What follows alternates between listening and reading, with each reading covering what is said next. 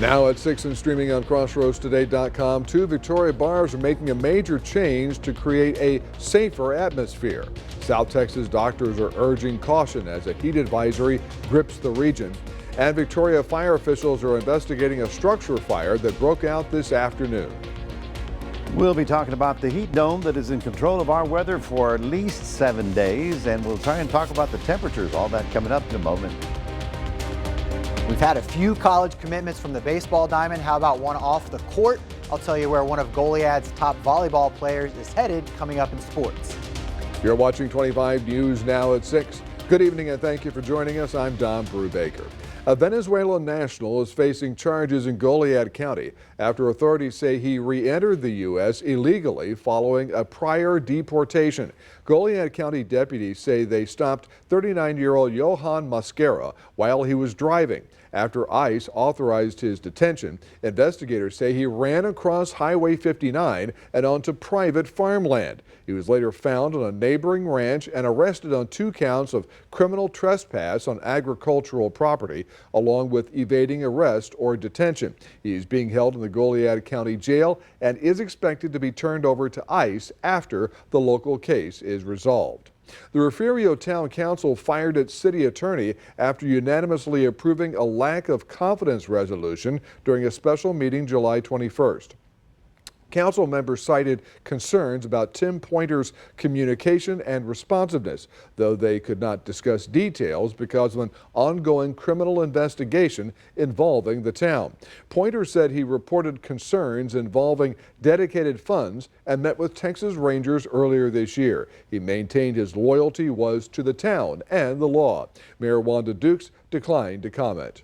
2 Victoria bars are raising their age requirement to 25 and older. Shadows Bar and Rumors say the change is meant to create a safer, more respectful atmosphere for customers and staff. In a statement, management says they've seen more problems involving younger patrons, including disrespect towards staff, the businesses, and the surrounding area. They also plan to increase security inside the bars and throughout the parking lots. With a heat advisory in effect across much of South Texas, doctors are urging people to take the extreme temperatures seriously. Afternoon heat index values climbed well above 100 degrees, increasing the risk of dehydration, heat exhaustion, and heat stroke. A Victoria doctor says he's treated several patients for heat-related illness in recent weeks. Many arrived with warning signs like dizziness, nausea, headaches, heavy sweating, and muscle cramps. This cramping in your arms or legs, that's called heat cramps, and that's just like part of heat exhaustion. Heat exhaustion, you're still sweating, but you might start feeling lightheaded and really tired and that sort of thing. And so when you notice that, it's important to get some fluids in you, but mainly get out of the heat, try to get back in the air conditioning. Doctors recommend drinking plenty of water, taking frequent breaks in the shade or air conditioning, and avoiding strenuous activity during the hottest part of the day. Heat advisories in the Crossroads continue. Sorry to say, get used to them. Let's go to Mac Pettis with the first look at the forecast. And Mac, as far as those advisories, we're just getting warmed up, pardon the pun. Yeah, we're definitely warming up because we're going to be turning the corner on August this weekend. So that is the hottest time of the year. For the next few days, we've got a heat index right at 110. And like I've said before, at 110, you really have to be very cautious with being outdoors and working very hard. At the middle part of the day is when you've got to concern yourself with just overexertion. Now, you can cross the parking lot, you can go home, you can go wherever you want to go, but working really hard outdoors, that's going to be tough. We'll talk more about the temperatures and the weekend forecast coming up in a moment. Mac, thank you. Victoria fire officials are investigating an afternoon fire. It broke out around 2 this afternoon in the 100 block of Magruder Drive. Officials say it started in a shed behind the home. Fire officials say the residents were home at the time and able to get out safely. The Victoria Fire Department responded to a structure fire in the 100 block of Magruder. Upon arrival, we found an outbuilding with heavy fire involvement and we're in the process of extinguishing. No exposures and no occupants. The cause of the fire is still under investigation. The fire was contained only to the outbuilding behind the house. If you see news happening, call our newsroom at 361-576-0026 or send us an email at staff@crossroadstoday.com. Getting ready for a new school year can be expensive. That's why Victoria College and Driscoll Health Plan teamed up to connect Crossroads families with free supplies and helpful resources. 25 News Now reporter Ray Mosley shows us how the fair is helping students start the year prepared. Back to school season got a big boost from Crossroads families. Children picked out free backpacks and school supplies, while parents connected with local agencies offering health, nutrition, and family resources. From folders and rulers to stickers and support services, the fair aimed to make sure students head into the new school year prepared. College student Sonia De La Rosa brought her son and said she's grateful for the help.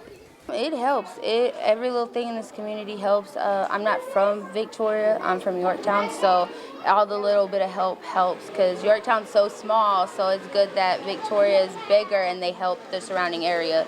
So it's really nice to have that. Driscoll Health Plan says events like this are more about connecting families with health care and resources that they need more than school supplies. The feeling's really fulfilling, knowing that you're helping those in our local community to get ready for something as important as school is, and helping of all ages from elementary, middle, high school, even college kids, and everyone get ready. It's very fulfilling. Organizers say partnering with Victoria College helps build a healthier, better prepared community in and out of the classroom. Ray Mosley, KAVU TV, 25 News Now. Stay with us. Coming up on 25 News Now at 6. Scientists are rethinking what Nutcracker Man looked like thanks to newly discovered fossil footprints. And the new Air Force One jets are costing Boeing much more than expected. But first, here's Military Hero. Our military hero of the month is Command Chief Master Sergeant Emil Garza. As a lifelong resident of Cuero, Emil is now serving as mayor of the city. But that job came years after traveling all over the world with the Air Force. I signed up for 4 years. In those 4 years, I went from, if you're not familiar with the military, I was an enlisted. If you're not familiar with military, you go from an E1, an Airman Basic, all the way to E9, which is a Chief Master Sergeant. In 3 years and 8 months, I went from E1 to E5. I was a staff sergeant already. I was out there, I was evaluating folks on taking care of nuclear weapons. After his tour, Emil Garza came home to Cuero. He had a young family and went to work in construction in order to provide for the family. But he readily admits that he missed the Air Force life. I miss the camaraderie, the structure, the importance of those jobs. And so I looked at my wife and I said, I'd like to join the reserves. And she said, you do what you think is best. And so in 1988, I joined the reserves, and I did combined active duty and reserves, 32 years of service. His Air Force career made him an ideal candidate for a job at the Texas Department of Criminal Justice, where his leadership skills were recognized early on. Emil had now 2 careers, one in the prison system and one in the Air Force. Rising through the Air Force enlisted ranks gets dramatically harder as you climb the ladder, but Emil Garza was able to get to the top of the pyramid, earning the rank of E9. Only 1% of the enlisted force can earn the rank of E9. That put Garza at the top of the mountain. Lackland Air Force Base holds a distinctive place in the armed services, often called the gateway to the Air Force, and that's because it is the only location where basic military training is taught and where all enlisted Air Force recruits have to begin their military careers right here. Okay, 27 of those 32 years I wore the badge and the beret of the security forces, which is it's now called Security Forces Airmen. And 5 of those years, I was a Command Chief Master Sergeant at the 433rd Airlift Wing, which is in San Antonio. After retirement, Emil Garza started attending the Cuero City Council meetings just to stay in touch of local happenings. When you find somebody with that kind of experience, you get appointed to the City Council. Then you run for mayor unopposed. Of the many issues Emil Garza has brought to the city, the Mayor's Youth Council is one of his favorites. The primary mission of the Youth Council is to give juniors and seniors in high school an opportunity, right, to be interactive, to learn about local government, to learn about local businesses, about things that are going to be very, very beneficial in their later years. For his years of service to the Air Force, to the state of Texas, and as mayor of his hometown, Emil Garza is our Military Hero of the Month. If you know a veteran and you want to tell us their story, go to crossroadstoday.com/military hero and tell us about it. I'm Macloga Perez, 25 News Now. Consumer confidence dropped slightly in July, a sign that Americans are feeling a bit more pessimistic about the economy and labor market. The latest data from the Conference Board shows a drop of 1.4 points to 90.8. Consumers surveyed mainly referenced rising food and grocery prices. Comments about oil and gas costs eased slightly from the previous month. Concerns about jobs and unemployment increased. The FAA is proposing inspections of passenger seats on hundreds of Boeing jets. Regulators say some seats on certain 737 MAX models may have been installed incorrectly. The issue could pose a potential safety risk during an emergency landing or evacuation. The proposal would affect 453 U.S. registered jets. That represents more than half of the nation's 737 MAX fleet.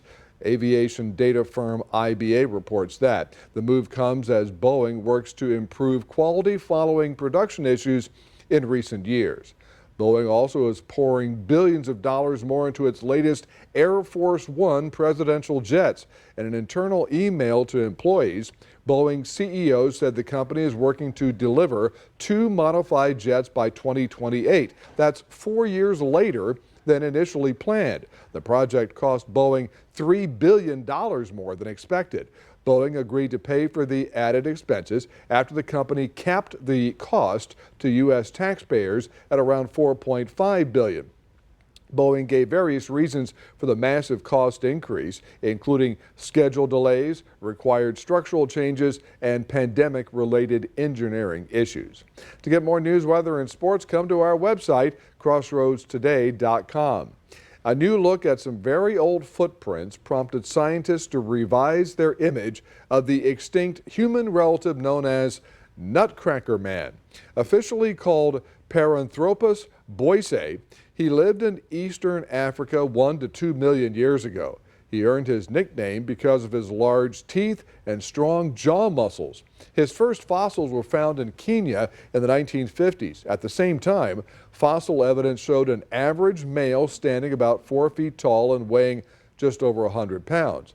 But newly identified fossil footprints suggest Nutcracker Man stood up to 6 feet tall and weighed as much as 165 pounds. Even though he's gone, he's still growing.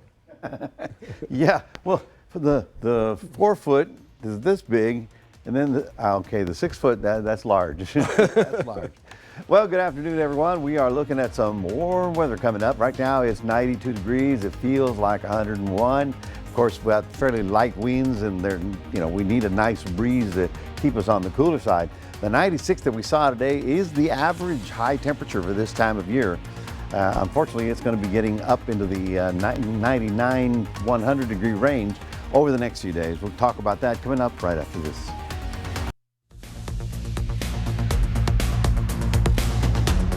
Well, good afternoon, everybody. Every summer we talk about the heat dome. I call it the Dome of Doom because it is going to be very hot under that. And here's another way of looking at it. I tell you, pressure, the air column above us, if it were, so round, has weight.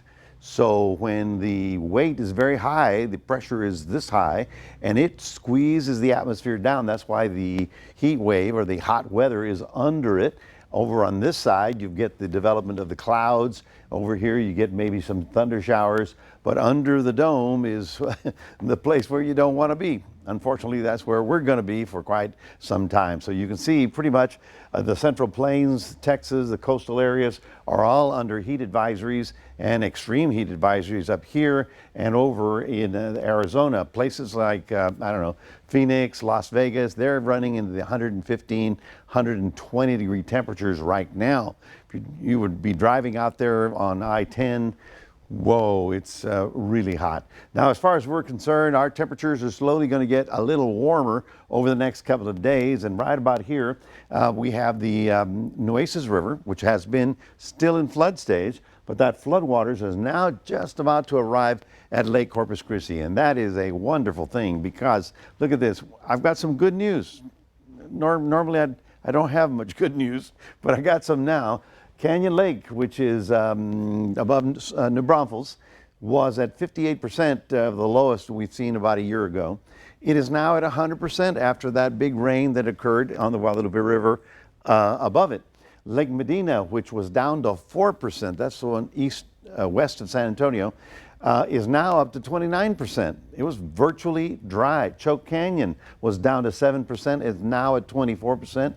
Lake Corpus Christi, the one we were talking about, was down to 8%, virtually dry, and now it's up at 32%, and it's going to be rising as the floodwaters drain into there in the next couple of days. So that's going to be interesting. Lake Texana is doing very well, up to 98%, and Coleto Creek is up doing well at 82%. So yeah, the stormy weather, the two tropical systems that came through, all of that sort of combined to help us out, at least avert the drought. And of course, with a little luck, we'll get a little bit more later on.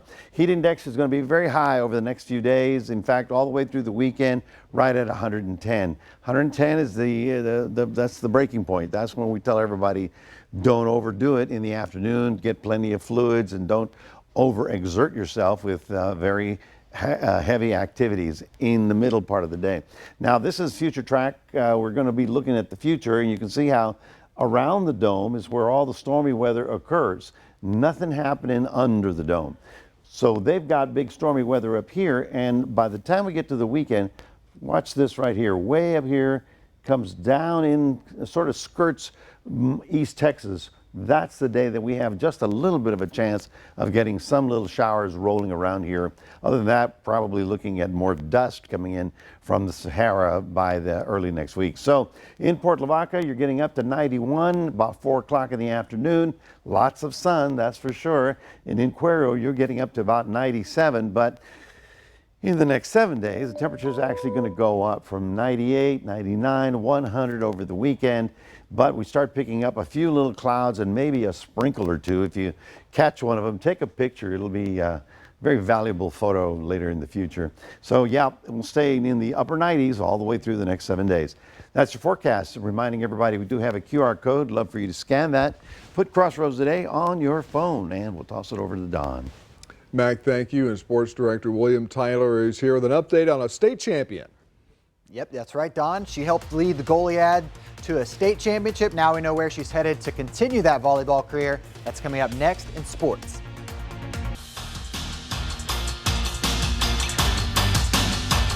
Good evening, Crossroads. I'm William Tyler with your 25 News Now Sports.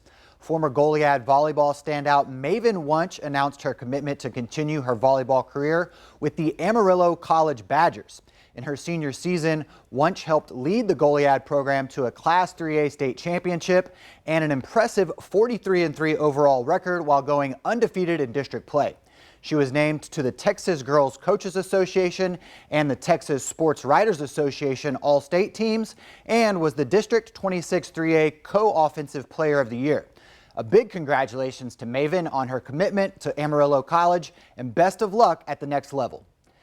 It's the first day of the postseason for the Victoria Generals as the 1 seed Victoria will start with their best-of-3 series against the 4 seed Brazos Valley Bombers. Game 1 is tonight in Navasota at 7 p.m. Game 2, and if necessary, Game 3, will be played at Riverside Stadium here in Victoria on Wednesday and Thursday night. The winners of this series will advance to the Texas Collegiate League Championship game played on August 1st.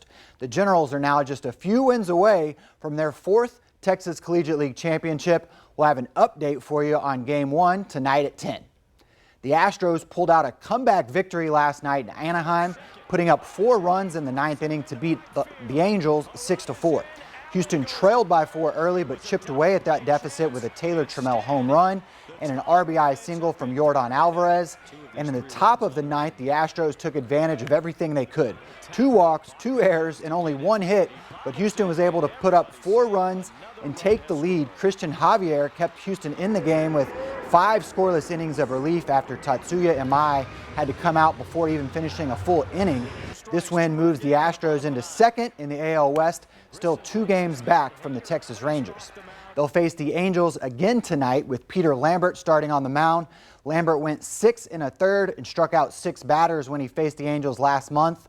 Before that game went into extra innings, and Houston lost by a run in the bottom of the 10th. And if you haven't already started your countdown to NFL season, now may be the time. Players were required to report to training camp today, July 28th. And when Dak Prescott showed up to the Cowboys camp in Oxnard, California, he was wearing a Super Bowl t-shirt. Owner, president, and general manager of the Dallas Cowboys, Jerry Jones, supported the mindset of his starting quarterback. That's good to me to be positive, especially coming from him. He's a big part. He's got a first-hand feel for what we can do, certainly on his side of the ball. I like it. I like him to be thinking of that success level. The Cowboys will start their season on the road in a Week 1 matchup with the New York Giants. And that's your 25 News Now Sports Report for tonight. Back to you, Don. All right, William, thank you. We're back in a moment. A squirrel interrupts the Orioles-Tiger game in Detroit with an unforgettable performance. Here's a real acorny story. A squirrel wanting to get in on the action ran onto the field during the Orioles-Tigers baseball game in Detroit. There's a sparrow representing the Orioles. The squirrel's dash across the field included a quick run-in with a bird before it kept racing around the field. After about a full inning of circling the ballpark and refusing to be corralled by players, reinforcements were called. The chase reached its peak during the 7th inning stretch when the entire grounds crew came rushing onto the field. After many fake-out moves from the squirrel and towel attempts to wrap the squirrel up, the pursuit came to an end. Bullwinkle could not be reached for comment, yeah, I mean, the guy got in, the squirrel got in without paying a ticket. So, that's the way it is. There you go. That's the way it is. You got to pay to get in. Yeah, you can't just wander onto the field. That's right. That's right. You can't. In the fishing reports for years, we've had Choke Canyon in there for the freshwater, and it hasn't been so great in the last 6 months or so because it's been almost dry. But you had a great presentation earlier about the comeback of Choke Canyon. Yeah. Oh, my gosh. Choke Canyon, Lake Corpus Christi is going to go even higher because the floodwaters are just getting there. So the stormy weather that we had over the last 2 weeks, well, it's a distant memory. It was a great time, wasn't it, folks? Because now we're looking at hot stuff all the way through. The heat index is going to be at 110, and the high temperatures getting from 97 up to about 100 by the time we get to the weekend. So just we got to grin and bear it and do the best we can. Try and stay cool and don't overdo it in the middle part of the day. That's right. Don't overdo it. Watch that sun, watch that heat, and watch him for updates. Thank you, Mac, and thanks for joining us. We'll see you tonight for 25 News Now at 10. Have a good evening, everybody.